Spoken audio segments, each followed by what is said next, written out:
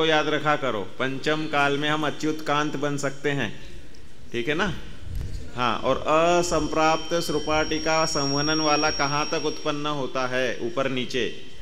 हाँ, सबके हाथ नहीं खड़े हो रहे क्या?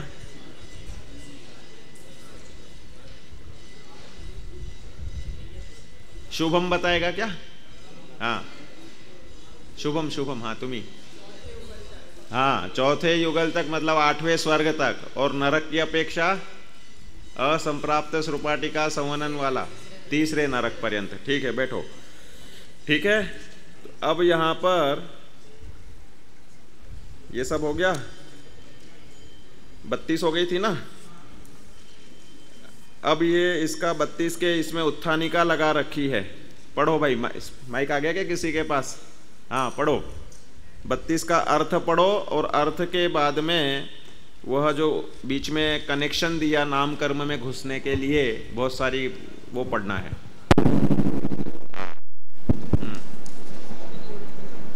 अर्थ, कर्म भूमि की स्त्रियों के अंत के 3 अर्धनाराचादि सहननों का ही उदय होता है। आदि के 3 वज्र वृषभ नाराचादि सहनन कर्म भूमि की स्त्रियों के नहीं होते, ऐसा जिनेंद्र देव ने कहा है। हाँ सुनो, जिनेंद्र देव ने बताया है। ये एक शैली होती है कि भाई किसी संबंध में उनको दृढ़ता प्रतिपादित करनी है, तो आचार्य परमेष्ठी या लेखक वह जिनेंद्र देव का हवाला दे देते। बहुत बार छंद की अपेक्षा भी दे देते हैं, तो उससे दृढ़ता। क्यों? क्योंकि यह नेमिचंद्राचार्य जब हुए उस 10वीं शताब्दी 11वीं शताब्दी में, उस समय तक वह श्वेतांबर मत का प्रचलन हो चुका था। तो इसलिए कर्म भूमि की महिलाओं में 3 ही संवहन होते हैं अंत के, यह सिद्धांत है। इसलिए महिलाओं को मोक्ष, मल्ली कुमारी, मल्लीनाथ मुनिरा भगवान को इस तरह जो माना जाता है, वह उनकी अपेक्षा या मान्यता पूर्णतया गलत है। इसके लिए उनने जिनेंद्र देव का वास्ता देकर इसमें जिन्हें हिम निर्दिष्टम, जिनेंद्र देव ने निर्दिष्ट किया है, इस प्रकार बताया है। आगे, वर्ण नाम कर्म, काला, नीला, लाल, पीला, सफेद। गंध नाम कर्म, सुगंध। सुनो एक मिनट, इसमें जो वर्ण नाम कर्म के आगे 9 नंबर दिया ना, ये सब अपना पिंड रूप प्रकृतियों का विवेचन चल रहा है। पिंड रूप प्रकृतियां प्रारंभ की थी आपका, देखो गाथा नंबर, इधर आओ, ये यहाँ से शुरू हो गई थी। देखो पेज नंबर 12, 26 नंबर की गाथा के इसमें इन्होंने लिखते हुए लिख दिया था, आयु कर्म 4 तरह का है, नरकायु, तिरंचायु, मनुष्य। बीच में है, दिखा, तथा नाम कर्म के पिंड अर्थात भेद वाली और अपिंड अर्थात भेद रहित प्रकृतियों के मिलाने से सब 42 भेद होते हैं। किसके? अपिंड प्रकृति और पिंड प्रकृति। उन दोनों प्रकृतियों में पिंड अर्थात भेद वाली प्रकृति 14 है। पिंड मतलब समूह रूप, और ऊपर बता दिया ना भेद सहित, भेद वाली जो प्रकृतियां हैं। तो पहले लिया गति के आगे लिखा 1, ठीक है, जाति के आगे लिखा 2, फिर शरीर के आगे लिखा 3। अब इधर देखो आगे की गाथा 27 नंबर में, बंधन नाम कर्म के आगे लिखा 4, संघात नाम कर्म के आगे लिखा है 5। मिल गया ना 13 नंबर पेज पर ग्रंथ में। संघात नाम कर्म के आगे 5, फिर क्या है, संस्थान नाम कर्म है 6, शरीर आंगोपांग नाम कर्म है 7 नंबर। ठीक है, अब ये अपन इधर पे आ रहे हैं अपने पेज नंबर 15 पर। इसमें वर्ण नाम कर्म के आगे लिखा है 9, ठीक है ना, ये सब उस क्रम से चल रहा है। तो इसलिए गंध नाम कर्म हो गया 10वां, किसका? पिंड प्रकृति है 14, तो उनको गिना रहे हैं। पढ़ो। गंध नाम कर्म, सुगंध, दुर्गंध। रस नाम कर्म, तीखा अथवा चरपरा, कड़ुआ, कसैला, खट्टा, मीठा। स्पर्श नाम कर्म, कठोर, कोमल, भारी, हल्का, रूखा, चिकना, ठंडा, गर्म। अनुपूर्वी नाम कर्म, आनुपूर्वी, अनु नहीं आनु, ठीक है ना। नरक गति प्रायोग्यानुपूर्वी, तिरंच गति प्रायोग्यानुपूर्वी, मनुष्य गति प्रायोग्यानुपूर्वी, देव गति प्रायोग्यानुपूर्वी, इस प्रकार 13 और 1 विहायोगति नाम कर्म, प्रशस्त विहायोगति, अप्रशस्त विहायोगति, इस तरह सब 14 पिंड प्रकृतियां है और अपिंड प्रकृतियां 28 है। वे इस प्रकार है: अगुरु लघु, उपघात, परघात, उच्छ्वास, आतप, उद्योत, त्रस नाम कर्म, बादर नाम कर्म, पर्याप्त नाम कर्म, प्रत्येक शरीर नाम कर्म, स्थिर नाम कर्म, शुभ नाम कर्म, सुभग नाम कर्म, सुस्वर नाम कर्म, आदेय नाम कर्म, यश कीर्ति नाम कर्म, यशस् कीर्ति, यशस् कीर्ति नाम कर्म, ब्रेक करना हो तो यशः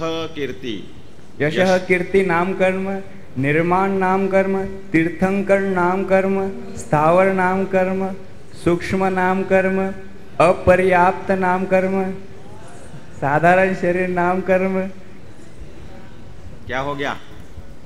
अस्थिर नाम कर्म, साधारण शरीर नाम कर्म, अस्थिर नाम कर्म, हाँ भाई, उसको विचलित मत करो। अशुभ नाम कर्म, दुर्भग नाम कर्म, दुस्वर नाम कर्म, अनादेय नाम कर्म, अयशस कीर्ति नाम कर्म।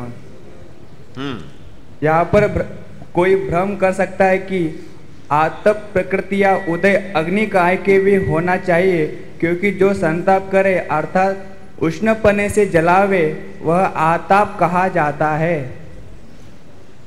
अतः भ्रम के दूर करने के लिए आग से भिन्न आतप का लक्षण गाथा द्वारा कहते हैं। विराजो।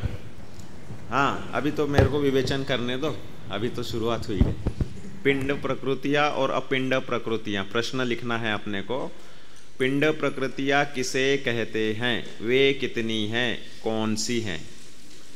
अपिंड प्रकृतियां किसे कहते हैं, वे कितनी हैं, कौन सी है, ये नहीं पूछा जाएगा क्योंकि उतनी सारी लिखने के लिए, वैसे 28 ही हैं वैसे, लेकिन नहीं पूछेंगे, ठीक है। अपिंड प्रकृतियां किसे कहते हैं, वे कितनी हैं? तो पिंड प्रकृतियां मतलब भेद सहित प्रकृतियों को पिंड प्रकृतियां कहते हैं। ब्रैकेट में लिखो, समूह रूप प्रकृतियों को पिंड प्रकृतियां कहते हैं। भेद सहित, समूह सहित। हाँ, पिंड, पिंड मतलब भेद सहित, समूह रूप, और अपिंड मतलब भेद रहित, एक एक हैं। जैसे ये जो दी ना अपिंड के उदाहरण, अगुरु लघु एक ही है, उपघात एक ही है, परघात एक ही है, इनके कोई समूह नहीं है, इसलिए सब तीर्थंकर नाम कर्म एक ही है। तीर्थंकर जैसा कोई और का नाम कर्म का है क्या स्वरूप? एक ही है, वो तो कोई है ही नहीं दूसरा। तीर्थंकर के तुलना में कोई दूसरा ऐसा कर्म नहीं है कि जिसके साथ में तीर्थंकर तुल्य नाम कर्म बोल दो ऐसा कुछ भी नहीं होता है, ठीक है। तो ये सब जो 14 पिंड प्रकृतियां दी, उनमें तो है समूह। वर्ण बोलेंगे तो पूरे के पूरे वह 5 वर्ण आ जाएंगे, गंध बोलेंगे तो 2 गंध आ जाएंगे, और रस में वह पूरे के पूरे 5 रस, और स्पर्श में 8 स्पर्श। ये सब जो है पिंड प्रकृतियाँ। आनुपूर्वी, इसका विवेचन आएगा। जब एक गति से दूसरी गति में गमन करते हैं तो जो आकार है वो पूर्व के शरीर के आकार प्रमाण रहता है आत्मा का, और नाम देते हैं उसको, जिस गति में जा रहा है उसका नाम देंगे। यहाँ से मर के कोई नरक जा रहा है तो नरक गत्यानुपूर्वी, और आकार कौन सा रहेगा? पूर्व शरीर, मनुष्याकृति। कितने समय के लिए? वह विग्रह गति के समय के लिए, और जैसे ही वहाँ जाएगा वहाँ का आकार हो जाएगा। ये बात आएगी आगे। अब यहाँ पर इन्होंने प्रकरण प्रारंभ किया कि आतप प्रकृति का उदय अग्नि काय में होना चाहिए। कह रहे हैं कि आतप क्या है, उष्ण क्या है, और उद्योत क्या है। 3 नाम कर्म का स्वरूप प्रारंभ करते हुए पूरी की पूरी 93 प्रकृतियों का विवेचन इस गाथा की टीका में आएगा। पूरी 148 का आएगा, बल्कि वो तो शुरुआत कर देंगे पूरा, तो फिर से वो ज्ञानावरण से शुरुआत करते हैं और पूरा डिटेल में आएगा, मति ज्ञान वगैरह से लेकर के। तो ये जो गाथा की टीका है, इस ग्रंथ में सबसे बड़ी टीका है, और इतना ही अपना टारगेट था। ये तो अचीव हो रहा है, और भी आगे चलेगी तो अपन आगे बढ़ते जाएंगे। हाँ, अब क्या पूछना चाह रहे थे? किसी को शंका रह गई? नहीं रह गई? ठीक है, निशंक हो गए वो। हाँ, अब देखो गाथा बोलते हैं। मूलुन्न पहा अग्गी आदावो होदि उन्न सही अपहा आई चेतेरिच्छे उन्नून पहा हु जो। पढ़ो एक साथ।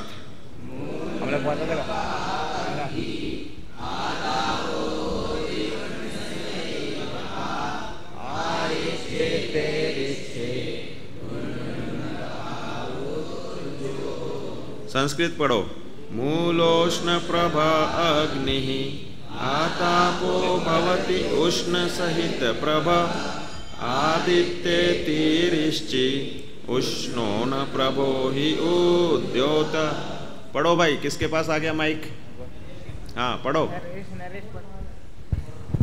अर्थ देखो, अब 3 चीजों का भेद सिखा रहे हैं आपको। आग क्या है, सूर्य क्या है और चंद्र क्या है। सूर्य मतलब सूर्य नाम का एक विमान है, ज्योतिषी देव का विमान, रहने का स्थान। वैमानिक वाले विमान अलग। तो इस ज्योतिषी देव के रहने का स्थान जो कहलाता है वह सूर्य है। सूर्य नाम का देव उसमें रहता है, उसका पूरा परिवार रहता है। अपन ने बताए थे ना, इस 2.5 द्वीप में कितने सूर्य चंद्र हैं? 132 सूर्य चंद्र हैं। 132 सूर्य चंद्र 2.5 द्वीप में है। और अपने जम्बू द्वीप में कितने सूर्य और चंद्र हैं? 2-2। ठीक है ना, इधर चाहिए 2-2। पढ़ो आप आगे। आग के मूल और प्रभा दोनों ही उष्ण रहते हैं। इस कारण उसके स्पर्श नाम कर्म के भेद उष्ण स्पर्श नाम कर्म का उदय जानना, और जिसकी केवल प्रभा किरणों का फैलाव ही उष्ण हो उसको आतप कहते हैं। इस आतप नाम कर्म का उदय सूर्य के बिंब विमान में उत्पन्न हुए बादर पर्याप्त पृथ्वी काय के त्रियंच जीवों के समझना तथा जिनकी प्रभा भी उष्णता रहित हो उसको नियम से उद्योत जानना। जिसकी प्रभा, जिनकी नहीं, जिसकी प्रभा उष्णता रहित हो वह नियम से उद्योत है। विराजो। देखो 3 चीजों की बात बता दी। आग कैसी होती है? कह रहे आग मूल में भी गर्म होती है और उसकी प्रभा, उसकी जो लपटें निकल रही हैं उसके कारण आस पास में भी जो गर्मास होती है वह भी गर्मी सहित होती है। तो आग का तो होता है नाम कर्म का उदय, उष्ण नाम कर्म का उदय। आग में कौन सा नाम कर्म है? उष्ण। उसकी मूल भी गर्मी सहित और प्रभा भी गर्मी सहित, दोनों ही गर्म है। ठीक है, इसलिए उसको उस स्पर्श नाम कर्म के भेद उष्ण स्पर्श नाम कर्म का उदय जानना। स्पर्श के भेद में है ना, हल्का, भारी, रूखा, चिकना, ठंडा, गरम। गरम मतलब उष्ण। उष्ण नाम कर्म वह स्पर्श नाम कर्म का भेद है। उसका उदाहरण क्या है? आग। दूसरा दे रहे हैं कि जिसका केवल प्रभा अर्थात किरणों का फैलाव ही उष्ण हो उसको कहते हैं आतप। इस आतप नाम कर्म का उदय सूर्य के बिंब विमान में उत्पन्न हुए बादर पर्याप्त पृथ्वी काय के तिर्यंच जीवों का समझना। सूर्य का जो विमान है वह पृथ्वी कायिक है। पृथ्वी का एक विमान में जो एकेंद्रीय जीव राशि है वह कौन से नाम कर्म को लेकर है? कह रहे हैं कि वह आतप नाम कर्म को लेकर है। क्या है आतप नाम कर्म का स्वरूप? कि मूल तो है ठंडा और उसका फैलाव या किरणें हैं गरम। बोलो, ऐसी विचित्र रचना है सूर्य। सूर्य आग का गोला नहीं है, उष्ण नाम कर्म का पिंड नहीं है। वर्तमान वैज्ञानिक मान्यता यह खंडित होती है। भाई वो ये मानते हैं कि सूर्य तो अग्नि का गोला, कोई जा ही नहीं पाता है। कह रहे हैं सूर्य स्वयं अग्नि का गोला नहीं है। सूर्य की मूल तो ठंडा है और उसकी प्रभा, उसकी किरणों में ऐसी योग्यता है कि वो तो है गरम, उष्णता सहित है। और इसलिए उसकी किरणों का फैलाव जहाँ तक पहुँचता है और ये जो रोशनी आती है इधर, वो निमित्त निमित्त उसकी किरणें जो निकलती है वो तो निकलती है अपनी योग्यता से, जितनी प्रभा है उतनी। उसके उदय से जो सहज रूप से यहाँ वर्तमान में इस पृथ्वी पर या क्षेत्र पर रहे हुए पुद्गल परमाणु वह रोशनी रूप परिणमित होते हैं। कोई उसकी प्रभा यहाँ पर पहुँच रही हो, उसकी गर्मी से झुलस रहे हो, सो बात नहीं है। वह योग्यता न्यारी, स्वतंत्र न्यारी, लेकिन निमित्त नैमित्तिक संबंध है।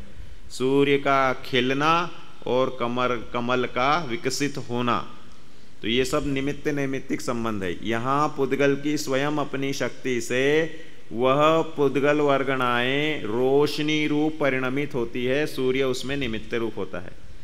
छठे काल में सूर्य की गर्मी की यह योग्यता खत्म हो जाएगी, मतलब इधर जो पुद्गल परमाणु है किसी भी विधि से अग्नि का उत्पादन नहीं हो पाएगा। जो अभी इतनी सारी सोलार एनर्जी हम उत्पादित कर रहे हैं, या अनेक प्रकार से अग्नि बना बना के पत्थर को घिस के, या अनेक प्रकार से ईंधनों से अग्नि जल रही है, यह अग्नि की उत्पत्ति छठे काल के प्रारंभ में बंद हो जाएगी तो सभी मांसाहारी कच्चे कंदमूल खाने वाले बन जाएंगे और वह संपूर्ण रूप से नरक और तिर्यंच गति को ही बांधने वाले जीव यहाँ पैदा होंगे और वह नियम से मर के नरक तिर्यंच में ही जाएंगे। एक जीव भी स्वर्ग जाने की लायकात नहीं रखेगा छठे काल में, इतना स्वरूप है। हाँ, क्या कोई खबर है विशेष छठे काल के बारे में? तिलोय पणत्ती में, त्रिलोक सार में, या आदि पुराण में शुरू में ही दिया है ना। आदि पुराण आपके कोर्स में, किसके कोर्स में है? फाइनल के कोर्स में है ना, तो शुरू में ही दिया है। भोग भूमि से जैसे ये वो बनती है तो शायद उसमें छठे काल आदि का भी वर्णन दिया है, और बाकी बहुत जगह मिल जाएगा आपको। 4 नाम बताने हैं ना मेरे को। वीरांगद नाम के मुनिराज, सर्वश्री नाम की आरिका, और श्रावक का नाम क्या है ये किसको मालूम है क्या? और पंगुश्री नाम की श्राविका या प्रियंगुलता, 2 नाम आते हैं उसके, लेकिन श्रावक का नाम है वो मैं देख के आपको बता दूंगा, ठीक है। तो मूलन्नु पहा अग्गी आदावो होदी उन्न सहीय पहा। आदावो मूलन्नु पहा अग्गी, जिसकी मूल और प्रभा उष्ण है उसे अग्गी अर्थात अग्नि कहते हैं। और आदावो मतलब आताप, होदी उन्न सहीय पहा, कह रहे हैं कि उष्ण सहित जिसकी प्रभा होती है उसे कहते हैं आताप, ठीक है ना। आतापो भवती उष्ण सहित प्रभा। आइच्चे तेरिच्चे, कह रहे हैं कि भाई आइच्चे मतलब कौन? आदित्य। आदित्य कौन है? कोई नहीं है क्या क्लास में? ठीक है, तो हम उस आदित्य की बात कर रहे हैं जिसकी प्रभा उष्ण होती है, ठीक है ना। उष्णो न प्रभो ही उद्योत। अब कह रहे हैं कि भाई जिसका मूल भी ठंडा हो और प्रभा भी ठंडी हो उसको बोलते हैं उद्योत, लेकिन उसमें उजेला है विशिष्ट प्रकार का। तो उद्योत है ठंडी प्रभा सहित। चंद्रमा है ना, तो कह रहे हैं कि चंद्र की किरणें, चंद्र है राजा ज्योतिषी देवों का या इंद्र, और सूर्य है प्रतिंद्र। चंद्र का तो मूल भी ठंडा और प्रभा भी ठंडी, शीतलता देती है चंद्र किरणें। कल थी ना शरद पूर्णिमा थी, कल है ना शरद पूर्णिमा थी। कल कौन सी पूर्णिमा थी? कल तो चतुर्दशी थी, इन लोगों ने शरद पूर्णिमा, आज है कि फिर, है ना। तो इस दिन विशेष रूप से आयुर्वेद में चिकित्सा होती है। कोजागिरी पूर्णिमा बोलते हैं महाराष्ट्र में, तो खास विशेष मनाते हैं। आज है ना वो, तो दूध को उठा करके रात्रि में उसमें सूर्य चंद्र के किरणें दिखे इस तरह से दूध को उठाते हैं, और उसमें विशिष्ट शीतलता और ताकत देने की क्षमता होती है। आज की जो चंद्र किरणें हैं ना, वह विशेष रूप से ताकत देने वाली होती है। जीवेत शरदे शतम, ये है ना, संस्कृत में ही है ना, तेरे शरद 100 देखने की क्षमता हो। शरद ऋतु को उत्कृष्ट ऋतु माना जाता है। अब उत्तरायण शुरू हो गया, दक्षिणायन और उत्तरायण चलते ना, अब दक्षिणायन शुरू हुआ, उत्तरायण नहीं। अब सूर्य जो है वह उसमें चलेगा जिसमें निसर्ग हमको ताकत देगा। अब जो सीजन शुरू हुआ है ये ताकत बढ़ाओ सीजन है, और जो ग्रीष्म में उत्तरायण शुरू होता है तो उसमें निसर्ग अपने से ताकत छीनता है, लेता है। ऐसा आयुर्वेद में 3 महीने, अब जो शरद और कौन सा चलेगा, हेमंत और शिशिर, है ना, ये 3 ऋतु चलेंगे। और ग्रीष्म, वर्षा, और कौन सा रह गया उधर, वसंत। वसंत, ग्रीष्म और वर्षा, ये 3 ऋतु जो हैं ये उसमें ताकत लेने वालों में चले जाते हैं। और ये ताकत देने वाला शुरू हो गया इससे हेमंत, शिशिर और ये शरद वाला, इस तरह से 3, इस तरह से। हाँ, क्या बता रहे? हाँ, खड़े हो, पूछो ना, व्यवस्थित पूछो। अपने को कोई पटाखा छोड़ना नहीं है जो सभा में खलबली मचा दे और अपन मजे से भाग जाओ जल्दी से आतंकवादी की तरह, ऐसा नहीं करना चाहिए। आप इधर जिम्मेदार स्टूडेंट्स हो ना, तो हमको भी उसमें पटाखे में शामिल करो। ऐसा मैं ये बोल रहा हूँ कि ताकत कैसे लेते हैं ऋतु? ताकत ये है कि भाई जो ऋतुमान है ना, इसमें निसर्गतः रस, वीर्य, विपाक, वातावरण की स्थिति वह पौष्टिक रूप से फलेगी, निमित्त रूप से शरीर के लिए। इसलिए इन 3 ऋतुओं को शक्तिवर्धक कहा जाता है। अपन बोलते हैं ना, सर्दियों में अपने आप ही अग्नि तेज होगा। आप ड्राई फ्रूट्स के, मेवे के लड्डू खाओ, ताकत वाली चीज़ें खाओ, सब आपको पचेंगी भी। क्यों? निसर्गतः आपकी अग्नि उष्ण हो जाएगी, पेट की अग्नि, और बाहर रहेगी ठंडक। तो गर्म दवाइयाँ भी खाओगे या गर्म ड्राई फ्रूट्स वगैरह भी खाओगे तो वो सब पचेंगे और बॉडी बिल्डिंग हो जाएगी। इसलिए इस समय किया हुआ व्यायाम, इस समय किया हुआ शक्ति के औषधियों का सेवन वह कार्यकारी होता है। ठीक है ना, इस तरह से देता है, ये निमित्त नैमित्तिक संबंध है। हाँ, तो ये चंद्रमा के लिए उद्योत बताया कि जिसकी प्रभा और मूल दोनों ही ठंडा, उसे उद्योत कहते हैं। और दूसरा उदाहरण है जुगनू। जुगनू जो है ना, कोई गरम गरम नहीं होता है, जुगनू में रोशनी होती है। जुगनू नाम का जो द्विंद्रिय कीड़ा है, कि 3 इंद्रिय है कि चतुरिंद्रिय? चतुरिंद्रिय होगा। देखो, द्विंद्रिय की पहचान ये है कि जो छाती या पेट के बल चलेंगे। 3 इंद्रिय हैं वो डग भर के चलना शुरू कर देते हैं, और चतुरिंद्रिय है वह कुछ उड़ने की सामर्थ्य रखता है, जैसे अली, भौरा आदि उड़ते हैं ना ये। तो जुगनू उड़ने वाला है, तो चतुरिंद्रिय लेवल का हो गया। बाकी और भी कोई इसमें किसी को पक्की पे विवक्षा हो तो बताना मुझे। हाँ, कितने इंद्रिय है? अरे मैं तो जुगनू का पूछ रहा हूँ, सांप का क्या पूछ रहे? सांप तो संगी पंचेंद्रिय होता है, कुछ कुछ सांप असंगी पंचेंद्रिय होते हैं, भले वह पेट के भरोसे चलता है। सर्वथा सिद्धांत ले लोगे तो बीमार मनुष्य को आपको एकेंद्रिय मानना पड़ेगा, जो कोमा में है, क्योंकि वह चलता फिरता ही नहीं है, पेड़ के समान रहता है। जो आंखें रहित है उसे चतुरिंद्रिय मानना पड़ेगा। ऐसे लक्षण नहीं चलते, ये तो प्रायः लक्षण है। हाँ, सांप पेट के बल चलता है, इसलिए इन्होंने इंद्रिय से मेरी क्रॉस करना चाहिए। तो ऐसा नहीं है, ये सिद्धांत मात्र है। जो केचुए आदि हैं ये द्विंद्रिय, लट होती है ना, मैक्सिमम द्विंद्रिय पेट के बल चलेंगे। ये साधारण सिद्धांत है, सर्वथा सिद्धांत नहीं है। तो जिसकी जैसी योग्यता हो उस रूप जानना। इस रीति से आगे चलो भाई। किसके पास पहुंच गया माइक? हो गया अपना गाथा का अर्थ? हाँ, पढ़ो।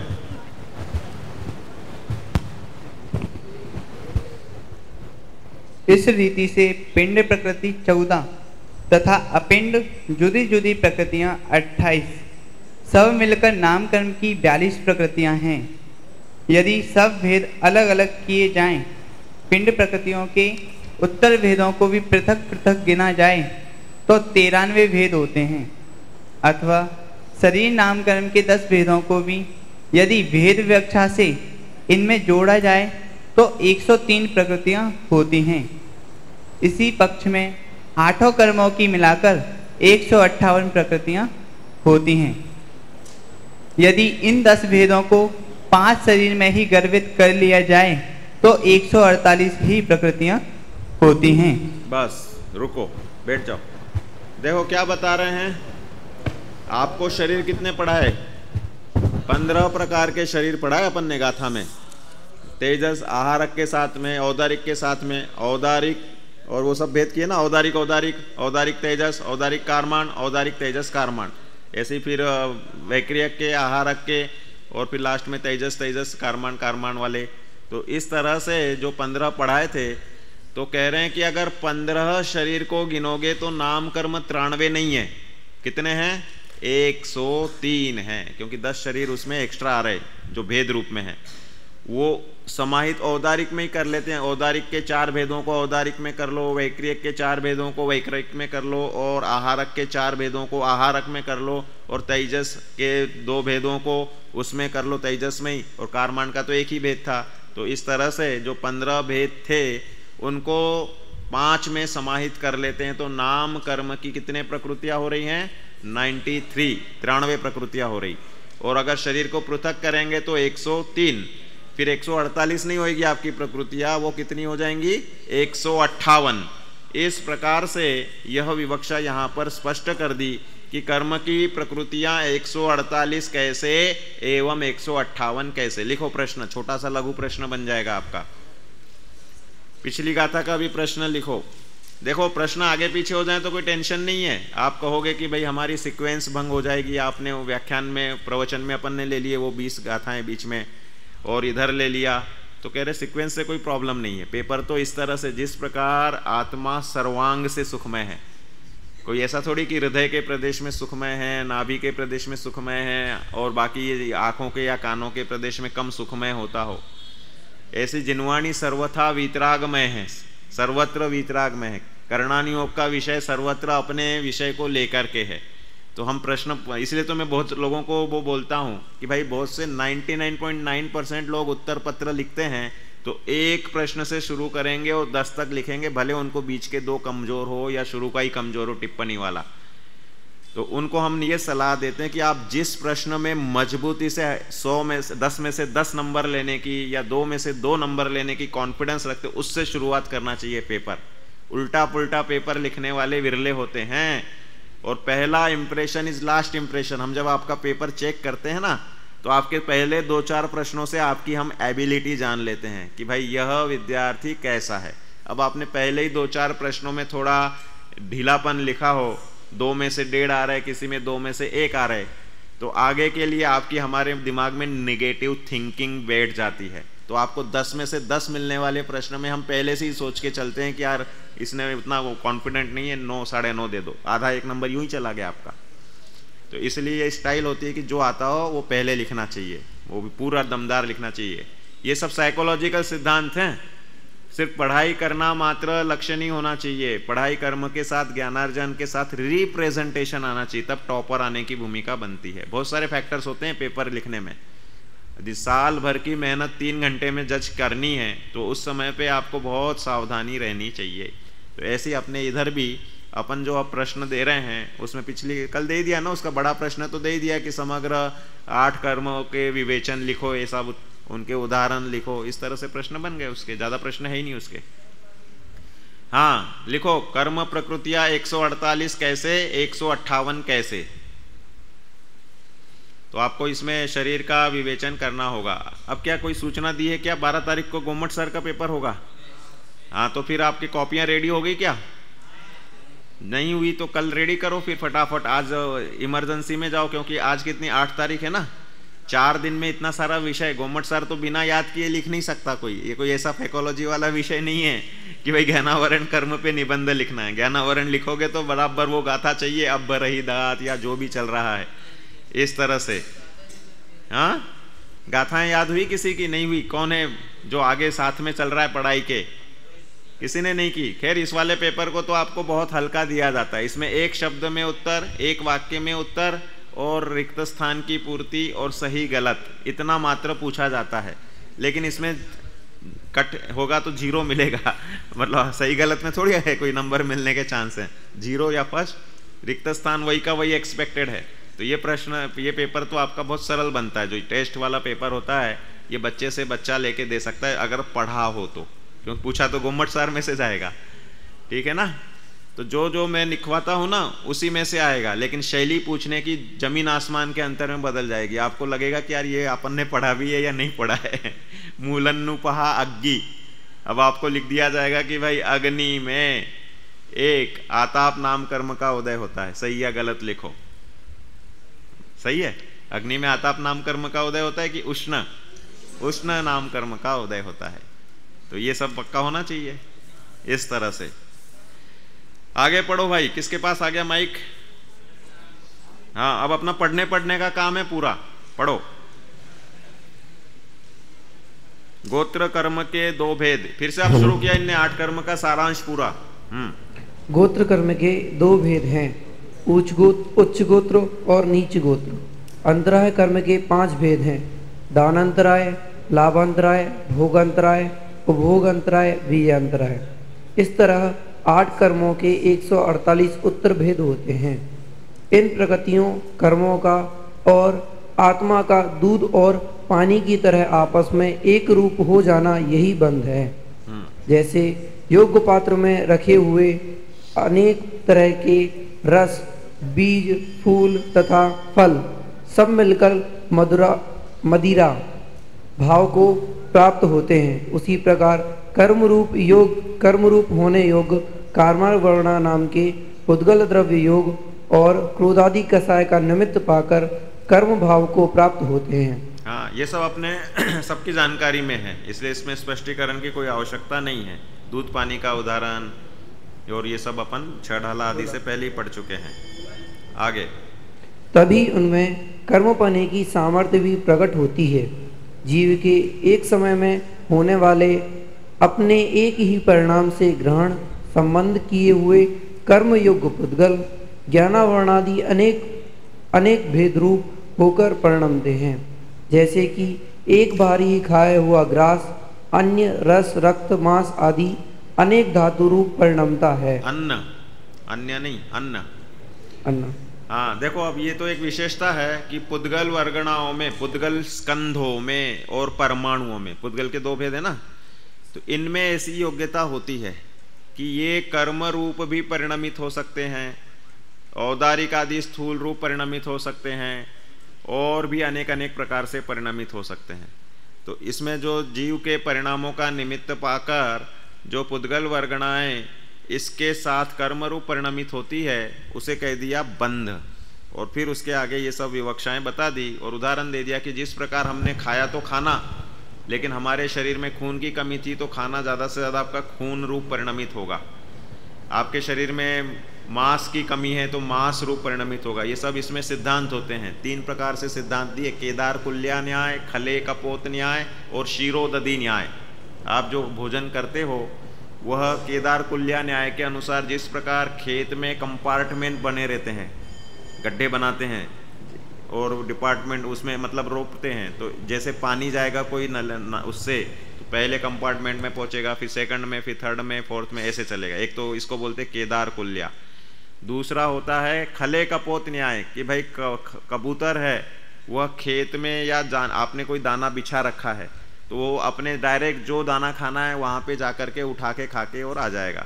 इसी तरह हमारे शरीर में जिस धातु की कमी है वह धातु की पूर्ति उस आहार से सबसे पहले होएगी और बाकी धातु बाद में बनेगी। ये दूसरा सिद्धांत है। और तीसरा है क्षीरोदधि न्याय। उसमें यह माना जाता है कि जिस प्रकार क्षीर से दही बनेगा, दही से घी बनेगा, ऐसे बनेगा ना, ऐसे ही आपने खाना खाया वह पहले रस बनेगा, फिर रक्त बनेगा, फिर मांस बनेगा, फिर अस्थि बनेगा, फिर मज्जा बनेगा, फिर शुक्र बनेगा, फिर सर्व धातुनाम सार ओज वह बनेगा। इस तरह से ये शरीर शास्त्र के सिद्धांत है। तो इसी प्रकार से कर्म का दिया कि जिस प्रकार आहार वैसे परिणमित हो जाता है उसी प्रकार पुद्गल वर्गणाएं अपनी योग्यता से, भाई इसको ज्ञानावरण में बांधना, इसने ऐसा परिणाम किया, ऐसा सोच सोच के प्लानिंग करके कर्म नहीं होते, वो सहज स्वयमेव परिणमन्ते अत्र पुद्गला कर्म भावेण, सहज ही परिणमते। आगे, अब इन सब कर्मों के भेदों का शब्दार्थ की अपेक्षा से कार्य बताते हैं, क्योंकि कर्मों के निमित्त से ही जीव की अनेक दशाएं होती हैं। इस कारण सब प्रकृतियों का स्वरूप जानना बहुत जरूरी है। मति ज्ञान का जो आवरण करे अथवा जिसके द्वारा मति ज्ञान आवृत किया जाए अर्थात ढका जाए, वह मति ज्ञान आवरण कर्म है। श्रुत ज्ञान का जो आवरण करे वह श्रुत ज्ञानावरण कर्म है। अवधि ज्ञान का आवरण करे वह अवधि ज्ञानावरण है। मन पर्याय ज्ञान का जो आवरण करे वह मन पर्याय ज्ञानावरण है। और जो केवल ज्ञान को आवरणोति ढके वह केवल ज्ञानावरण है। इस प्रकार ज्ञानावरण के 5 भेदों का स्वरूप कहा। ठीक है, स्पष्ट है, सरलम इदम। ये तो सब पहले अपनी गाथाओं में हो गया, सबका रिवीजन हो रहा है। ये अपना जो अभी तक पढ़ चुके 33 गाथाओं में सबकी रिवीजन इसमें आ रही है। आगे, आवरणोति आवृयते अनेनिति आवरणम, ऐसी व्युत्पत्ति है। अर्थात जो आवरण करे या जिससे आवरण किया जाए वह आवरण है। जो चक्षु से दर्शन नहीं होने देवे वह चक्षु दर्शनावरण कर्म 6 हैं। नंबर मत बोलो, ये सब कर्मों के नंबर चल रहे हैं, 148 तक आएंगे अब ये। हाँ आगे। चक्षु नेत्र के सिवा दूसरी 4 इंद्रियों से जो दर्शन सामान्य अवलोकन को नहीं होने दे वह चक्षु दर्शनावरण है। ठीक है, अब आगे वाला पढ़ो भाई।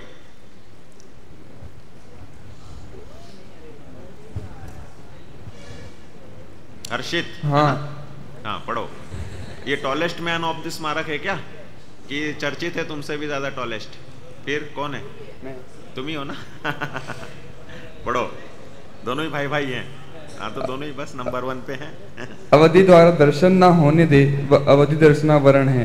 केवल दर्शन अर्थात त्रिकाल में रहने वाले सब पदार्थों के दर्शन का आवरण करे उसे केवल दर्शनावरण कहते हैं। स्त्याने खापे ग्रद्यते दीप्यते सा स्त्यान ग्रद्धि निद्रा विशेषः दर्शनावरणः। धातु शब्दों के व्याकरण में अनेक अर्थ होते हैं। तदनुसार इस निरुक्ति में स्तेई धातु का अर्थ सोना और ग्रधु धातु का अर्थ दीप्ति समझना।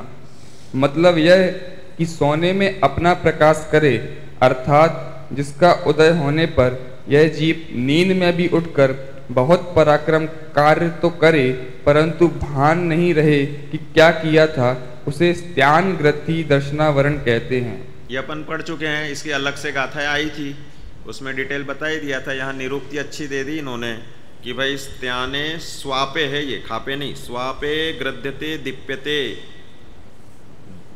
सा स्त्यान ग्रद्धि। ये निरुक्ति परक अर्थ आप अपने पक्का याद करना। और दूसरा जो बता ही दिया कि भाई पराक्रम तो कर ले, सबसे तीव्र निद्रा की प्रकृति ये है। अपन सब उसका विवेचन समझ चुके। आगे। जिसके उदय से निद्रा की ऊंची पुनः पुनः प्रवृत्ति हो, अर्थात जिससे आंख के पलक भी नहीं उघाड़ सके उसे निद्रा निद्रा कर्म कहते हैं। यद्वद्यात् क्रिया आत्मानं पुनः पुनः प्रचलयति तत्प्रचला प्रचला दर्शनावरणम। अर्थात जिस कर्म के उदय से क्रिया आत्मा को बार बार चलावे वह प्रचला प्रचला दर्शनावरण कर्म है। क्योंकि शोक अथवा खेद या मद आदि से उत्पन्न हुई निद्रा की अवस्था में बैठते हुए भी शरीर के अंग बहुत चलायमान होते हैं, कुछ सावधानी नहीं रहती। जिसके उदय से मद खेद आदि दूर करने के लिए केवल सोना हो वह निद्रा दर्शनावरण है। हाँ देखो, पहले बता दिया निद्रा के कारण, जो प्रचला प्रचला दर्शनावरण में दे दिया ना, शोक अथवा खेद अथवा नशा करने वाले की जो निद्रा है वह इस लेवल पे पहुंच जाती प्रचला प्रचला दर्शनावरण में कि बैठते हुए भी शरीर के अंग बहुत चलायमान होते लेकिन उसे स्वयं को सावधानी नहीं रहती। वह तीव्र शोक के कारण, तीव्र खेद, खूब तेज थकान हो, खेद मतलब थकान, और मद वो नशा के कारण। आगे। जिसके उदय से शरीर की क्रिया आत्मा को चलावे और जिस निद्रा में कुछ काम करे उसकी याद भी रहे, अर्थात कुत्ते की तरह अल्प निद्रा हो, वह प्रचला दर्शनावरण कर्म है। इस तरह दर्शनावरण कर्म के 9 भेद कहे। इससे सिद्ध हो जाता है जिनको स्वप्न याद रहते हैं वे प्रचला दर्शनावरण कर्म के उदय में होने वाली श्रेष्ठ निद्रा में सोते हैं। ये तो सब अशुभ ही दर्शनावरण कर्म है, लेकिन स्वप्न याद रहे कि भाई रात भर मेरे ये परिणाम चलते रहे, ऐसा कोई सुबह बता सके कि भाई रात को मेरे को ये दर्शन में आया था, शिखर जी के शिविर आए थे या ये टोक आई थी, क्यों जान नहीं पाए ना अपन शिखर जी तो इसलिए तो उसका स्वप्न आया तो समझ लो कि, और याद रहा तो प्रचला नींद में सोया वो। ठीक है, आगे। जो उदय में आकर देवादि गति में जीवों को शारीरिक तथा मानसिक सुखों की प्राप्ति रूप साता का वेदयति भोग करावे अथवा वेद्यते अनेन, जिसके द्वारा जीव उन सुखों को भोगे वह साता वेदनीय कर्म है। जिसके उदय का फल अनेक प्रकार के नरकादिक गति जन्य दुखों का भोग अनुभव कराना है, वह असाता वेदनीय कर्म है। इस रीति से वेदनीय कर्म 2 प्रकार का है। दर्शन मोहिनी कर्म बंद की अपेक्षा से एक प्रकार का है, किंतु उदय और सत्ता की अपेक्षा 3 तरह का कहा है। जिसके उदय से मिथ्या खोटा श्रद्धान हो, अर्थात सर्वज्ञ कथित वस्तु के यथार्थ स्वरूप में रुचि ही ना हो और न उस विषय में उद्यम करे तथा न हित अहित का विचार ही करे, वह मिथ्यात्व नाम दर्शन मोहिनी है। हाँ देखो, अब यहाँ से विषय थोड़ा सा अपना जो पढ़ा नहीं है वो है। ये जो मोहनीय के कर्म थे, अपन ने जनते न कोदव वाला तो गाथा पढ़ करके प्रक्रिया तो समझ ली थी, लेकिन मिथ्यात्व की परिभाषा क्या देनी है गोमटसार ग्रंथ में, तो इस टीका के आधार से लिखनी है आपको। प्रश्न लिख लो, मिथ्यात्व, सम्यक मिथ्यात्व और सम्यक प्रकृति, ये अभी आएंगे, अभी नहीं लिखो, अभी तो चलने दो, अपना समय भी हो ही रहा है, इसका विवेचन भी आना है। तो देखो यहाँ पे मिथ्यात्व का विवेचन कर देते हैं। पहले तो बता रहे दर्शन मोहनीय कर्म की विशेषता क्या है, बंध की अपेक्षा एक है, बंधेगी तो मिथ्यात्व ही बंधेगा, और उदय और सत्ता की अपेक्षा 3 है। किसके? सादी मिथ्या दृष्टि के। अनादि मिथ्या दृष्टि हो तो उसका उदय भी मिथ्यात्व रूप ही चलेगा।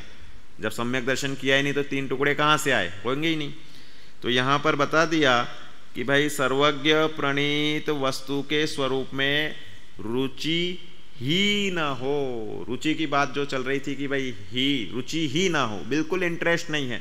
जिन दर्शन संबंधी जबरदस्ती मंदिर भेजना पड़े, जबरदस्ती इधर भेज भी दो स्मारक में पढ़ने के लिए, तो जानबूझ के फेल होने की कोशिश करे और फिर जल्दी से जल्दी यहाँ से छुट्टी पाने की कोशिश करे, ऐसे विद्यार्थी चल रहे हैं आपके कनिष्ठ वाले में भी ऐसे होते ना, हर साल 1-1, 2-2 बैक टू पैवेलियन लौट ही जाते हैं। तो रुचि नहीं रहती है, कितनी भी समझाओ कितनी भी करो तो भी उनको इंटरेस्ट नहीं आता, ऐसे होते हैं। आगे, जिस कर्म के उदय से सम्यक्त गुण का मूल से घात तो ना हो, परंतु परिणामों में कुछ चलायमानपना तथा मलिनपना हो जाए, उसे सम्यक्त प्रकृति कहते हैं। जैसे कि यह मंदिर मेरा है और यह उसका, तथा शांतिनाथ शांति करने वाले हैं और पार्श्वनाथ रक्षा करने वाले हैं इत्यादि। जिससे इसका क्लैरिफिकेशन जरूरी है। ये तो गृहीत मिथ्यात्व वाला उदाहरण हो गया। शांतिनाथ शांति करने वाले, पार्श्वनाथ रक्षा करने वाले, पद्म प्रभु भगवान भूत प्रेत भगाने वाले, महावीर जी के महावीर भगवान बाल बच्चे देने वाले, ऐसे लौकिक कार्यों से बहुत सारे तीर्थंकर जुड़े हुए हैं। शनि ग्रह का उपसर्ग निवारण करने के लिए मुनि सूरतनाथ भगवान, ये 9 ग्रह की कल्पना गृहीत मिथ्यात्व के इसमें से जन्म लेती है। कोई एक आध बाद भट्टारकों के ग्रंथ के आधार से ये 9 ग्रह में, जो कि ग्रह तो कुछ है ही नहीं, है तो ज्योतिष देवों की अपनी अपनी चाल होती है, ये इष्ट अनिष्ट रूप नहीं होते कभी भी। इनकी चाल से निमित्त नैमित्तिक संबंध रूप से ज्ञान किया जाता है, लेकिन अब वो निमित्त ज्ञान ज्योतिष ज्ञान भी नहीं रहा है ढंग का।